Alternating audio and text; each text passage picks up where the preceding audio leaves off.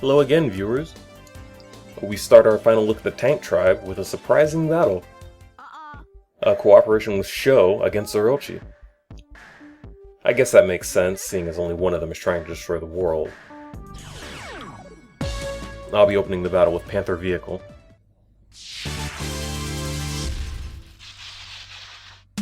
Let's go, my friend! Göteborgs are not slaves of the humans. Panther Vehicle is easily the fastest of the Tank Borgs, which is good because its reload speed is surprisingly slow. There's also a quirk to its movement in that if you do a ground dash in the direction the vehicle's facing, it goes much further than another dash would. It's kind of tricky to use at first, but once you get a handle on it, it makes dodging attacks a lot easier. I'm once again focusing most of my effort on Orochi, as her Borgs are much more dangerous than those Deathborg Omegas right now. Especially when they stand on top of me, and when they can't fire downwards. Too bad he couldn't stay there longer. Sounds good. An early activation of Power Burst here, because if Orochi's done playing around, and that Ice Dragon suggests that she is, then so am I. I realize I turn as I say that, but that Ghost Knight can knock me around way too easily to ignore.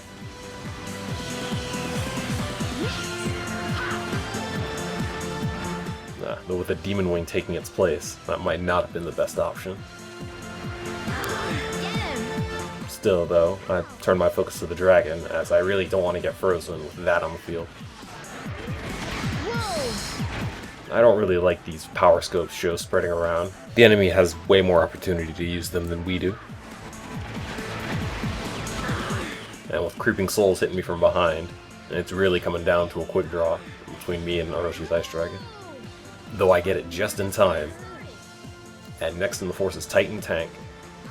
And while it's too bad he had to warp in on the enemy's power burst, he's got the HP to handle some. Believe it or not, that Imperial Knight is the least dangerous Borg in Orochi's force, so I'm going to ignore her for a bit and take out the partners she's brought in. Sounds good. We get to counter theirs with our own power burst, and I get to spread Titan Beams around like nothing. Titan Beams are fast lasers, and they've got a pretty decent reload time. And Titan Tank's X attack, Javelin Shot, goes through everything. Walls, shields, obstacles. Really, just nothing stops it. Their homing's not the best, but they do pretty good damage when they connect. While I'm glad this Machine Red isn't quite as aggressive as I was with Proto Red, it's still kind of beating me down. Ouch, that is really not fun to be on the wrong side of. But it looks like that was the last of Orochi's support, so now it's just her, Sho, and me.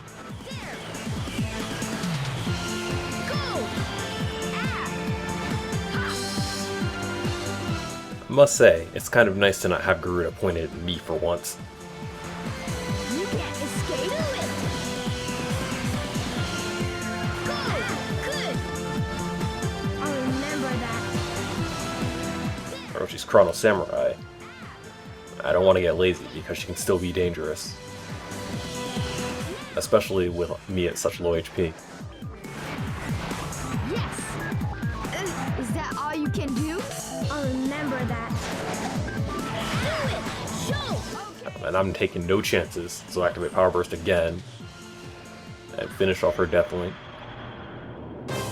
It seems Garuda got the knockout. But I don't mind. Alright! Is that all you got? Darn!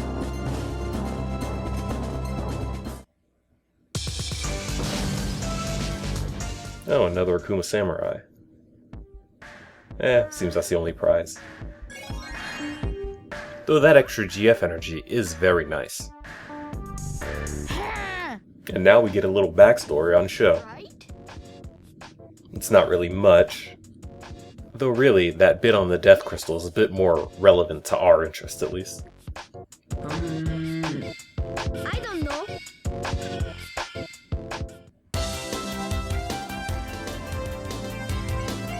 And after that little revelation, we move on to the Dragon's Den. I wasn't really sure who to bring, so I just brought Nakobe because I thought it'd be funny to have him fight dragons. I'll be opening with Gatling Tank.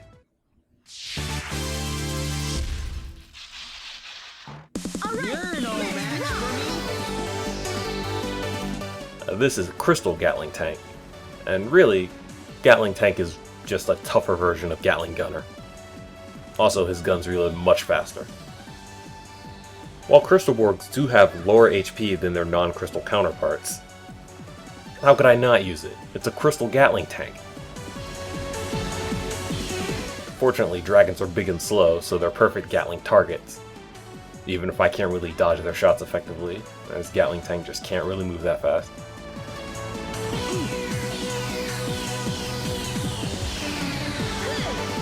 Still, you can see I can chain damage really well in these, as long as I can not be their main target. And as AI dragons don't sweep their breath attacks, as long as you avoid the initial shot, you probably won't get killed at one, unless you run into it.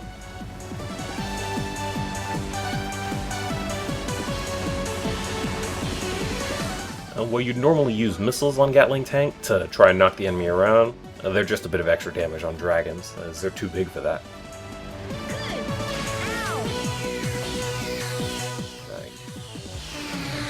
It's kind of frustrating not being able to dodge those shots, but I've done enough damage to the enemy that I don't mind too much.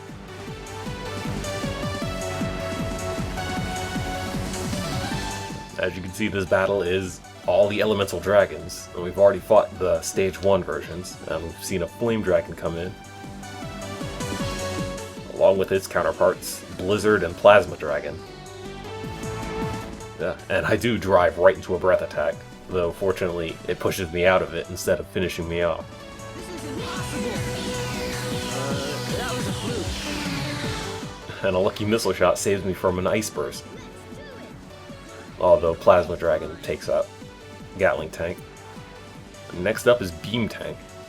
And while it's named for its X-Attack Mega Beam Shot, its real claim to fame is the fact that it's the only tank with a melee attack. Yes, that drill isn't just for show.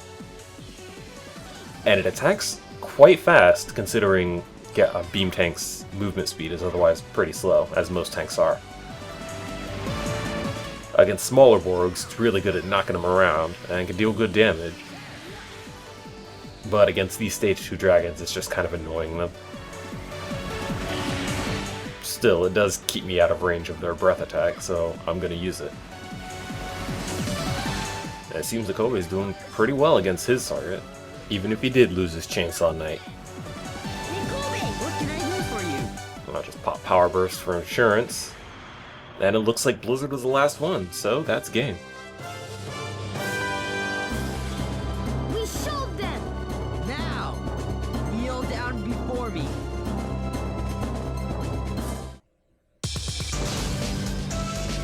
Well, looks like a Plasma Dragon capsule. And another Fire Dragon. Would have been nice to get a stage 2, but oh well.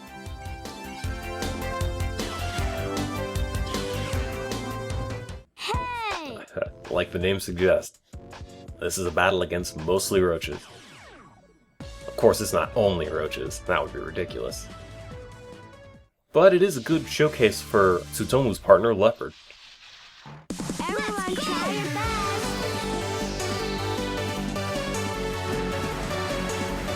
Well, yeah, I think I've said enough about roaches. We all know what they can do, which isn't much. So really, this is more a case of talking about the tank tribe in general. Tanks are most similar to their other vehicle counterparts, the Airborgs.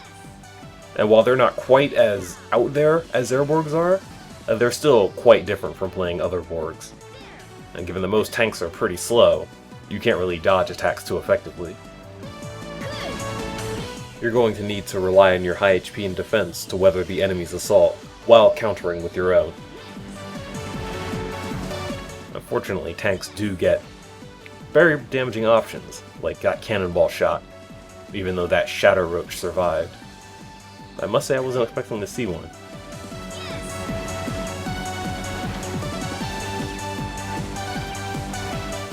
As you've seen before, the cannonball can take out roaches in a single hit. Leopard, as a modified normal tank, has a faster reload speed, but the same type of machine guns, and as such, they're kind of tricky to use because they only turn it at a 90-degree angle.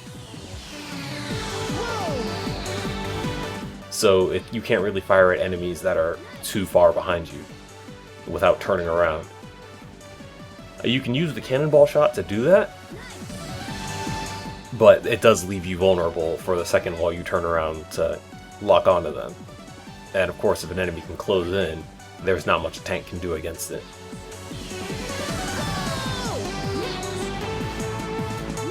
Mana's Guard, which isn't too useful here as roaches don't have projectiles, so the shield doesn't bother them.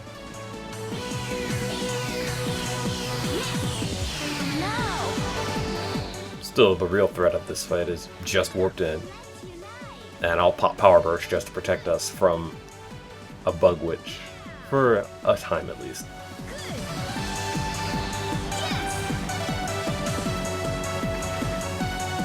Yeah, seems they waited to bring the other one in, and now that Power Burst is gone, we can be transformed. Although thanks to Mana's barrier spell, she can't do that for a bit. Oh, the leopard couldn't get away from that, and now I'm a roach for a few seconds. Unfortunately, getting hit again does not extend your transformation. It's like Omicron's transform.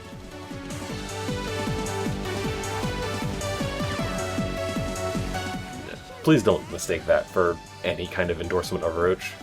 Roach is still terrible, even if you can deal some damage and get an enemy that's already been weakened with it.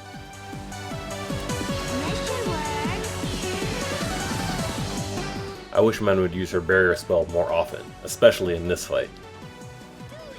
But as long as I keep my eyes open, I don't have too much trouble with them.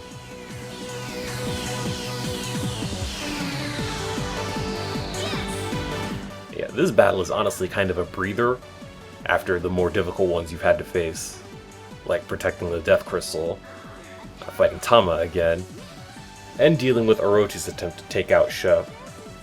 Her allies are somewhat randomized in that fight, so with a bad hand, you can easily have a much worse time of it than I did. And it seems that's the last Roach, so victory for us.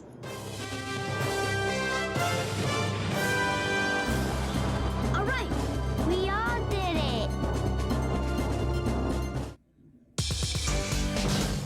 This battle just kind of showers me in prizes, but really it's nothing too inspiring. It's just Bug Witches and Roaches.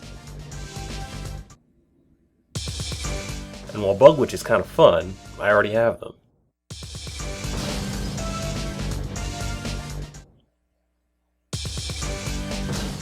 Well, it seems I didn't get that Shadow Roach. That would have been nice just to say I had one.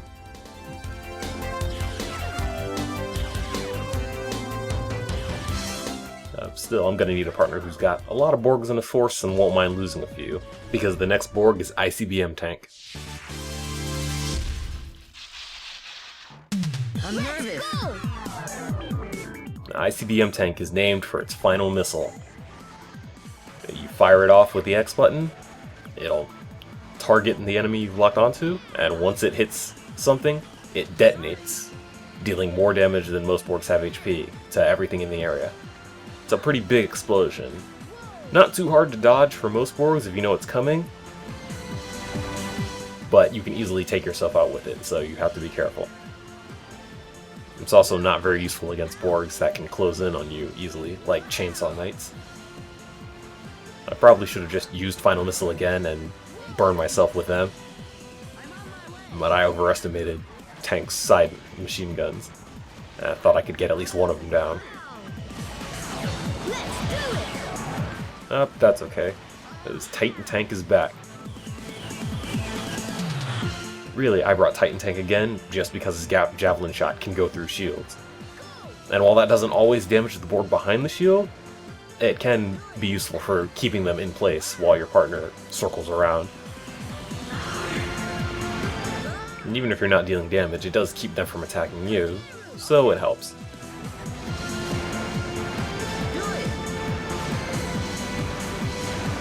That Spike Knight's just kind of aimlessly motoring around. And being stuck in ball form, he can't defend himself easily. Now! Here.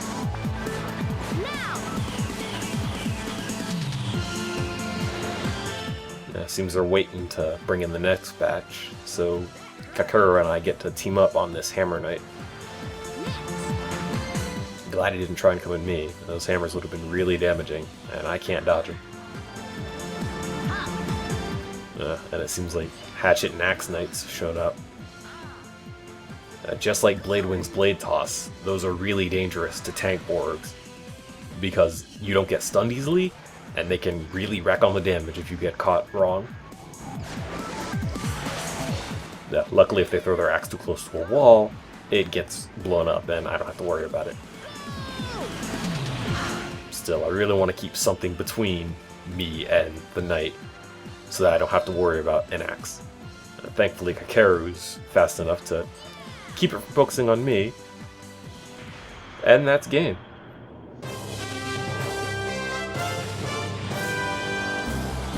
All right! We did it.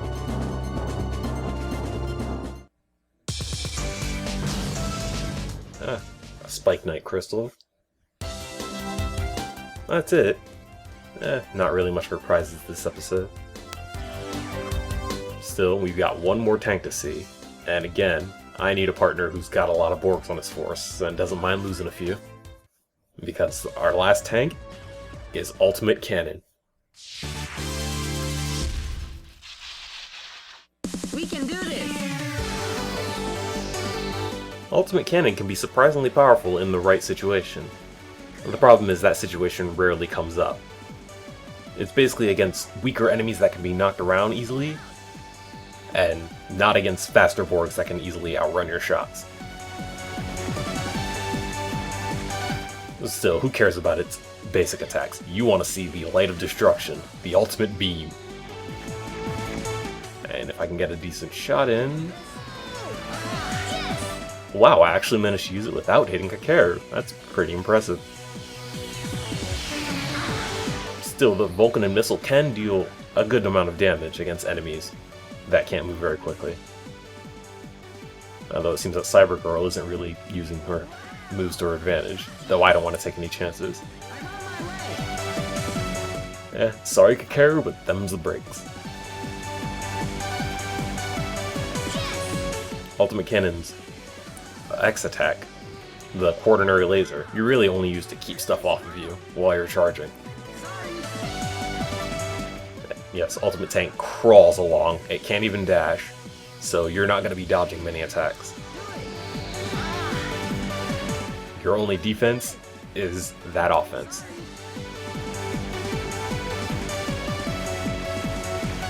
Fortunately, Kakeru's out there, and he's not really letting him get a chance to turn on me, which is good because without support, Ultimate Cannon is just the highest value target in the shooting gallery. We showed them! We did it. And that's all for the Tank Tribe. Thanks for watching.